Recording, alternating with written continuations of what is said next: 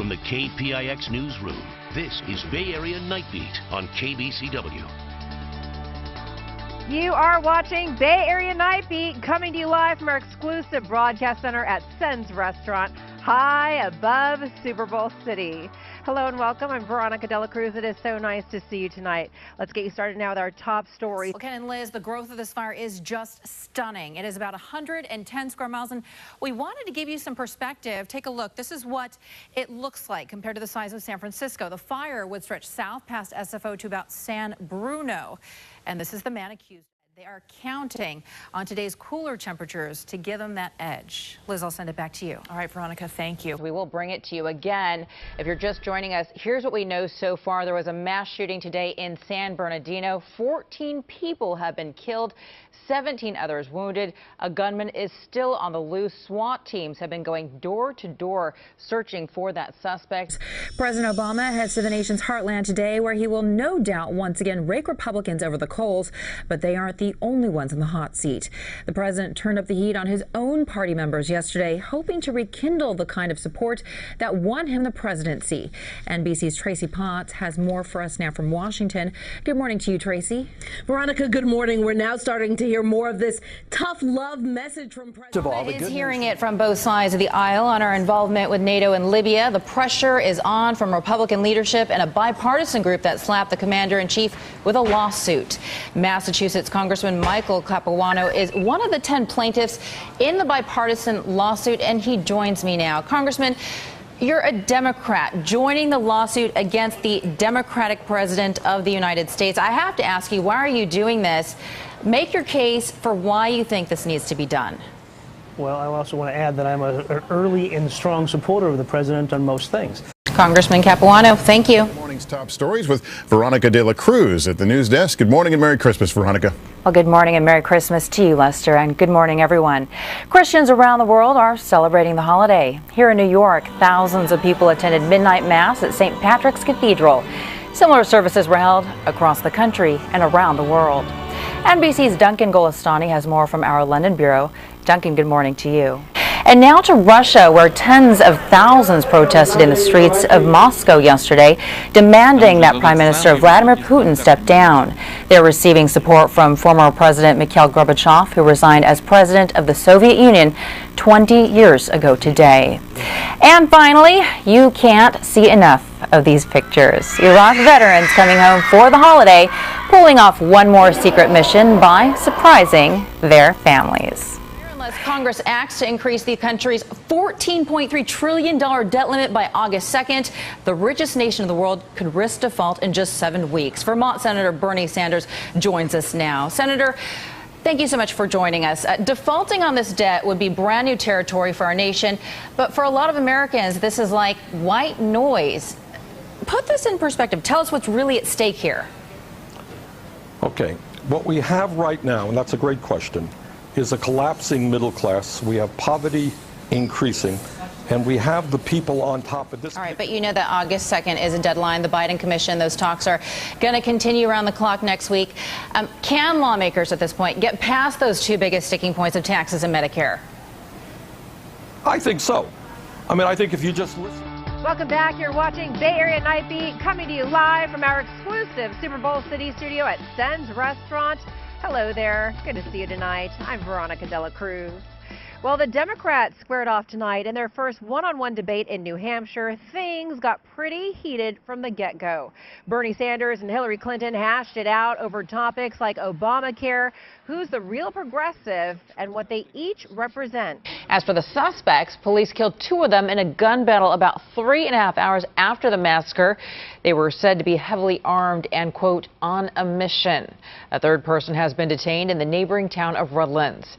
The shooting started around 11 o'clock this morning inside the Inland Regional Center, a center for the developmentally disabled about 60 miles east of Los Angeles. KPIX 5's Betty Yu is in San Bernardino with new information we just learned about 45 minutes ago. Betty? Welcome back. I'm Veronica Cruz alongside Alan Martin. We're here live at Levi Stadium, and we're counting down to the 49ers Seahawks kickoff. Yeah, I had tickets to see Prince back in the Little Red Corvette days, at the height of that.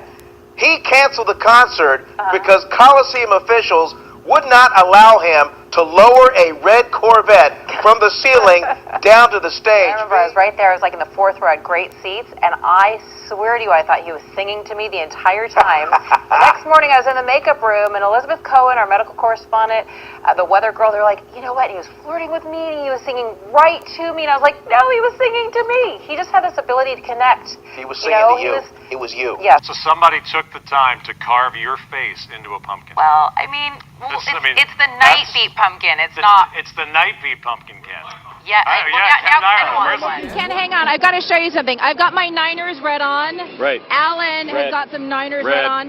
This guy over here somehow missed the memo. A million people are expected to visit the Bay Area during Super Bowl week. Going to be a fun week. Right now, it's a fun night. Meteorologist Paul Diano outside Levi Stadium hanging with the fans who are getting an early taste of the Super Bowl. Uh-oh. Jared Hayne, for the first time in his NFL career, has been declared inactive tonight. Oh, wow. He will not suit up. Oh, boy. Are you devastated? Devastated. She'll pull together. Devastated. She'll pull it together. Alan, I'm sorry. I need your handkerchief. Wait, that's silk. Thanks for watching a special edition of KPIX 5 News. Football's coming up next. Here, let me get that for We'll see you after the game.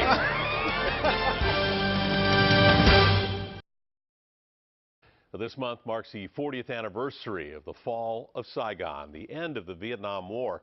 Thousands escaped to the United States, leaving behind chaos and the risk of death to build new futures in a new land. Many settled right here in the Bay Area. Veronica de la Cruz with the story of Operation Babylift. Part of that exodus included nearly 3,000 Vietnamese children who were airlifted to the West Coast for adoption. Their stories are part of a dramatic new exhibit that opens tomorrow at the Presidio in San Francisco.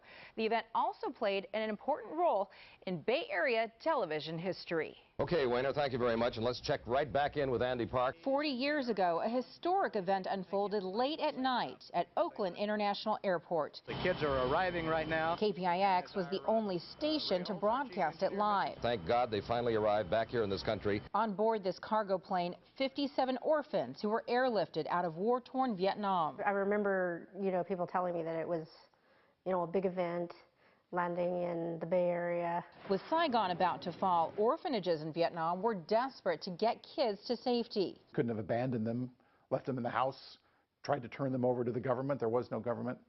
We had to bring the kids with us. In a mass evacuation involving dozens of flights, 2,600 children flew to the United States. The vast majority of them were processed here at the Presidio Army Base in this building known as Harmon Hall. And thousands of volunteers came to help. Lonnie Weissman was one of them. He came with a group of Vietnam vets. Whether they were our children or not, didn't matter, that we had a responsibility to get them out of there. Among the babies he likely cradled, this woman, musician and singer Laura Price. These veterans who are broken from the war and all that they've been through, they were there to help us. I honestly believe it made it possible for more healing to happen for me than anything I've done since.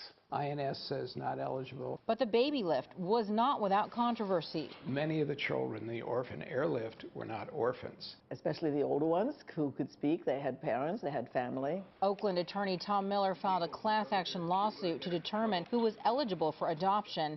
He says some parents put their kids on planes to save them, hoping they could join them later in the United States. The district court judge threw the whole case out, saying it was too complicated, and sealed the records. All right. Today, many orphans are finding new ways to discover their roots. I wanted to know some more missing pieces. In order to do so, schoolteacher Tricia Houston took a DNA test.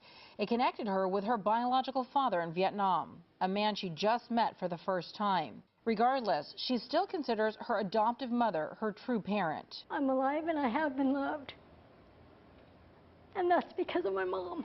And while some still think the Babylift was a Band-Aid put on an unpopular war, it was one of the greatest humanitarian efforts of the 20th century. At the Presidio, Veronica de la Cruz, KPIX 5.